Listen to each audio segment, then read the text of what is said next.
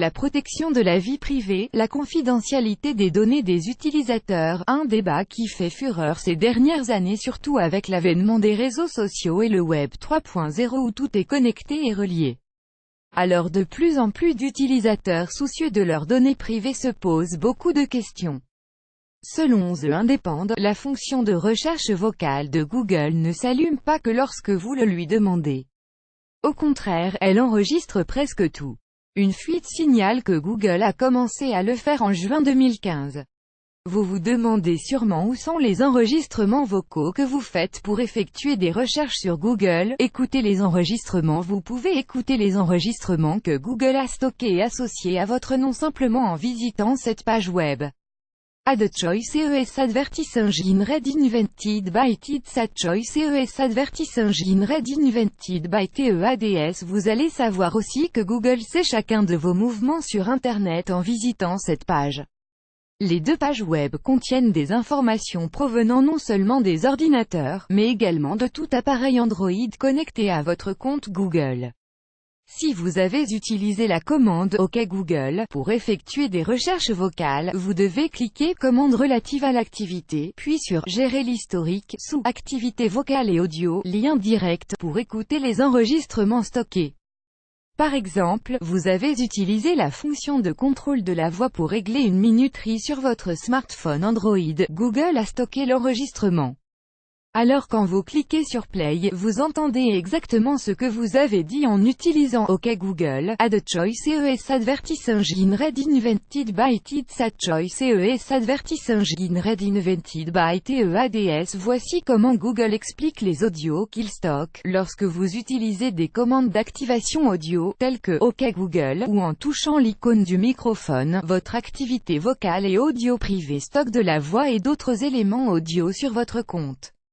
Comment supprimer les enregistrements? Heureusement, si vous n'êtes pas très heureux que Google ait potentiellement des heures de votre voix dans sa base de données, vous pouvez supprimer ces fichiers. À côté du titre de chaque fichier, vous verrez une case à cocher. Ad choice ES advertising read invented by TEADS. Ad choice ES advertising read invented by TEADS. Sélectionnez simplement cette case et cliquez sur Supprimer. Google dit qu'il stocke les enregistrements pour améliorer votre expérience avec la fonction de recherche vocale. Si vous souhaitez supprimer définitivement tous les fichiers audio, Google vous facilite la tâche en accédant à « Supprimer des activités » par en haut à gauche de la page « Mon activité ». À l'aide de la liste déroule en dessous, supprimer par date, sélectionnez toute la période comme date, puis en bas cliquez sur Supprimer.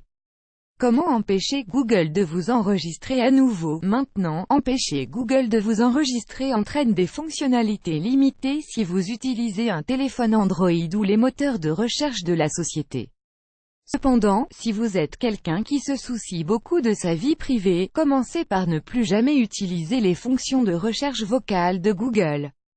Effectuez un suivi en désactivant la recherche vocale de Google sur votre smartphone. 1. Naviguez vers les paramètres. 2. Appuyez sur l'onglet « Paramètres système ». 3. Recherchez « Langue et saisie ». 4. Trouvez « Reconnaissance vocale » et appuyez sur le bouton « Paramètres ». 5. Appuyez sur « Détecter OK Google ». 6. Déplacez le curseur vers la gauche pour désactiver l'option.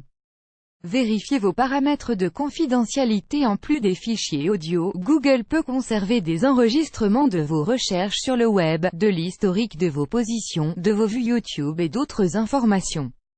Sur Mon activité, cliquez sur Commande relative à l'activité. Du menu à gauche, vous trouverez toutes les activités susceptibles d'être enregistrées par Google. Vous pouvez alors modifier vos préférences pour les catégories d'activités suivantes: activités web et applications, historique des positions, informations sur les périphériques.